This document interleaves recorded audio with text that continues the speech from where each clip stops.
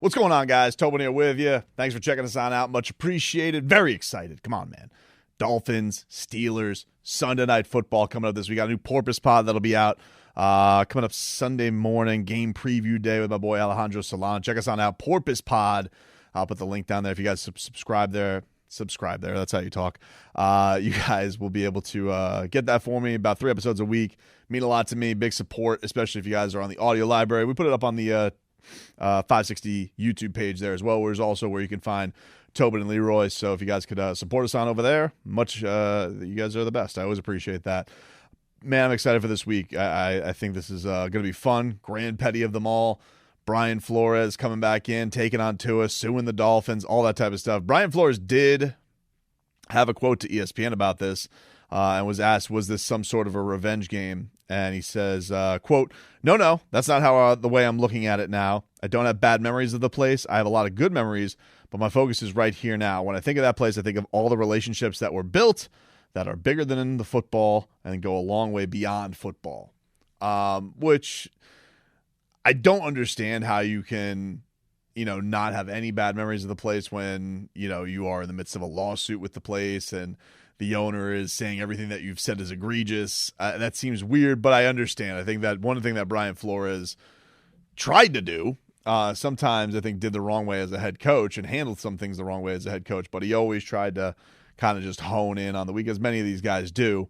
I think that's why he probably handled the Tua thing so poorly, because he thought that everybody should just be singularly focused and handle anything that's thrown your way, whether it be Deshaun Watson trade rumors throughout the entire year or benchings or rumblings or rumors, and you should just handle it. And that you just, Tua's our quarterback. That's how it just kind of always went through. So I don't know how this wouldn't be sweet to Brian Flores if he was able to beat the Miami Dolphins. On the counter side of it, as much as, Tua's holding,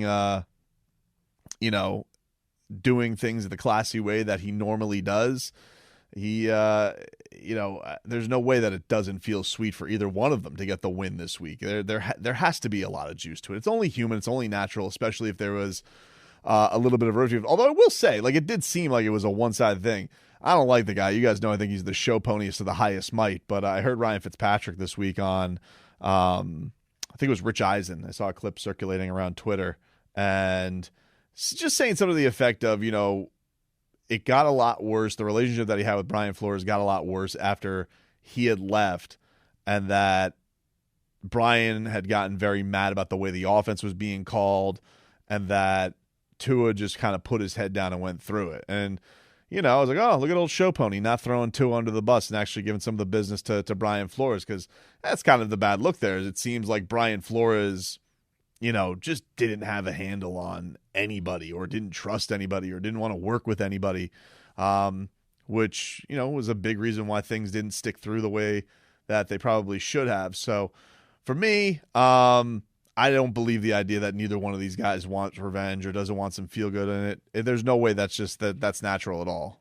And you want to know something? There's nothing wrong with a little petty fuel from either side. Nothing wrong with Brian Flores want to kick Tua's ass. Nothing wrong with Tua want to kick Brian Flores' ass. But you guys know how we all think and hope that it's going to go this Sunday. Meanwhile, I thought this was interesting. So Mike Gesicki addressing the trade rumors. Mike Gesicki had a boss game this past week against the Vikings. Best game, I think, of the season. Couple of touchdowns. Another awful gritty, which, by the way, I've kind of thought this over. I kind of think it should just be his thing now. I think that the awful gritty should just be the way he goes. He should just own it.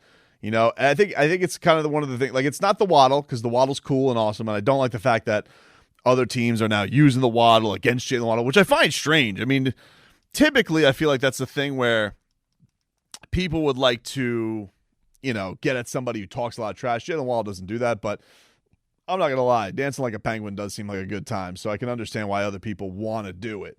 But Mike Gesicki had some interesting things to say in regards to trade rumors. It is trade time. We saw Christian McCaffrey ending up going to the San Francisco 49ers from the Carolina Panthers, who have started their fire sale. People wondering, by the way, just on the side, Dolphins going after McCaffrey. I just don't trust the injuries. I don't trust where his body's at. I don't trust that that's going to hold up.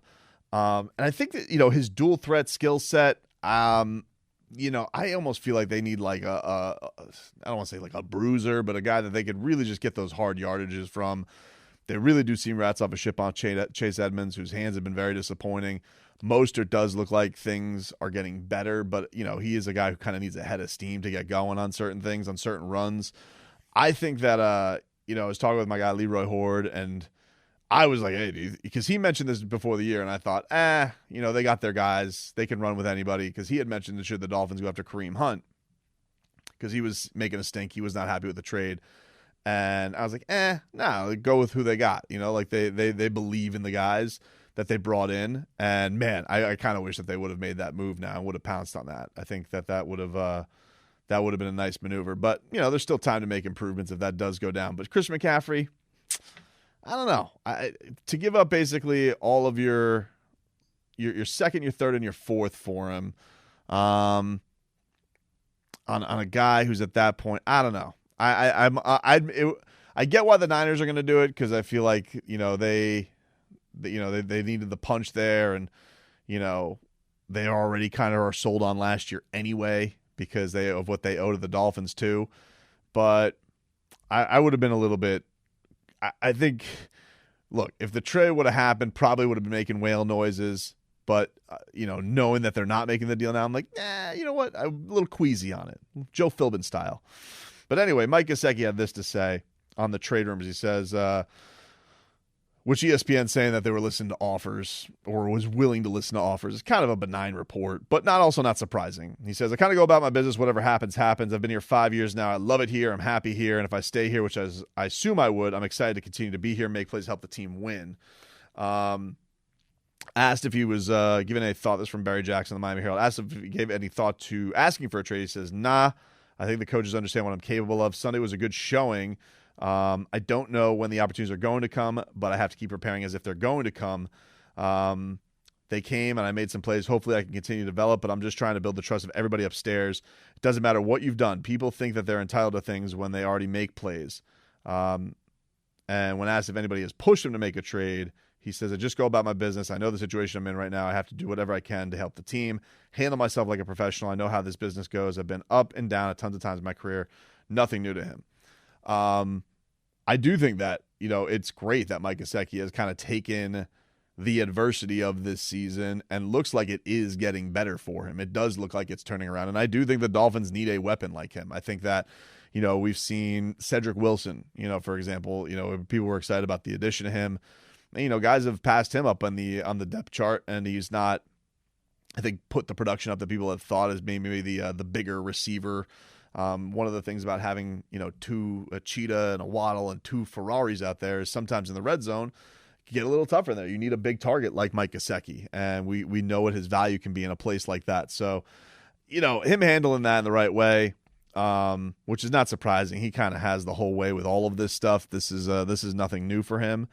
But I thought that was interesting stuff, that he's doesn't feel entitled to anything, that he is trying to impress the people upstairs, and we kind of saw that in the sidelines with him and Mike McDaniel. It was looking beautiful. One thing that was also beautiful this week was Terron Armstead back at practice, which huge, much needed. Dolphins need that boost on the offensive line. It was Turnstile City last week. It looked like it was from the school of Jesse Davis, Mark Colombo style. It was no bueno. So to get Terron back out there and actually practicing, this happened to him in the first game against the Patriots. He said this year, and just really hasn't been the same since. And so they held him out last week. Yeah, it was kind of a disaster. Maybe he could have gone, but maybe it's going to be worth it if the recovery is actually back at a better place, and he's in a better place, and the team's in a better place, and they can go and find themselves in a status where Tua is more protected. Maybe they're going to get Austin Jackson back this week. I was very confused by what Mike McDaniel was saying. He was quoting Socrates, which I learned I have a lot of things in common with Socrates, apparently, on quotes that he has said. Something like, it is better to have an opinion, or it is better to change an opinion than it is to sit with you know what? I forget what the quote was. I'm being a fraud here. Socrates quotes. What was the hell thing? Oh, apparently this is Socrates. He says, it is better to change an opinion than to persist in a wrong one. And I thought that was beautiful from Socrates. So thanks to Mike McDaniel. He was actually going to the point of the only thing that I know is that I know nothing. And that was in referring to I don't exactly know when Austin Jackson is going to be back. I don't want to put a label on it. He doesn't want to get got by reporters. But getting Austin Jackson back will be huge too. Having that depth there will be big, because if somebody does go down, then, Greg Little, as bad as he was, and he was bad, or anybody that they bring up off the bench, it's just, all right, they get to go back to their roles and help you in a pinch hit situation and not need them for 4 bats a game, if we're going to get all baseball-y with it. Happy ALCS and NLCS, everybody.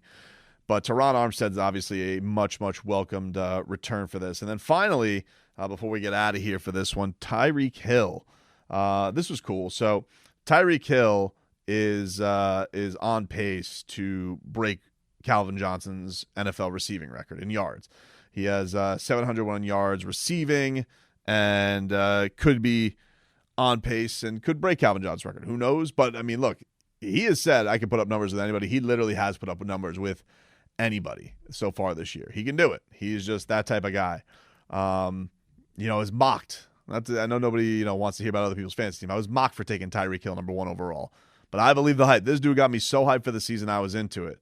And he says, it would make me really good to do something like that. The magnitude of that, a 5th-round pick. People label me as a return specialist, not being a traditional receiver. The magnitude of that speaks volumes. If I break it, I would be grateful for the opportunity, for what God blessed me with. And I hope I would break it again if I do. And, man, that would be something if he was able to do that. But I just want to say, I love the fact that Tyreek Hill has put up – everybody thought that he was going to come here. And, yeah, the Kansas City Chiefs look awesome. Don't get me wrong. They do look like a machine that's still humming. But everybody thought that he was going to come here and put up crap numbers and he wasn't going to do anything. And this guy has done nothing but perform for everything that he said he was going to do. And, by the way, looks like a prophet for what he said about Tua, too. Because when Tua was out there, he was absolutely awesome. And he also says in the Miami Herald on Tua Tagovailoa coming back and what he's going to get with that. He says, having Tua will put us in the right direction. His leadership, his mentality, and his whole approach to the game is on a different level. I felt the energy today during the walkthrough. And we all saw the videos of Tua swagging it up with his teammates. Everybody just looks to have the vibe of Uno back. Can't wait, man. Sunday Night Football is going to be an absolute banger. I am excited about it. I hope that it is a big-time showcase for number 1, and I hope the Dolphins can get back on track and start racking up some wins here to get back into this whole divisional chase.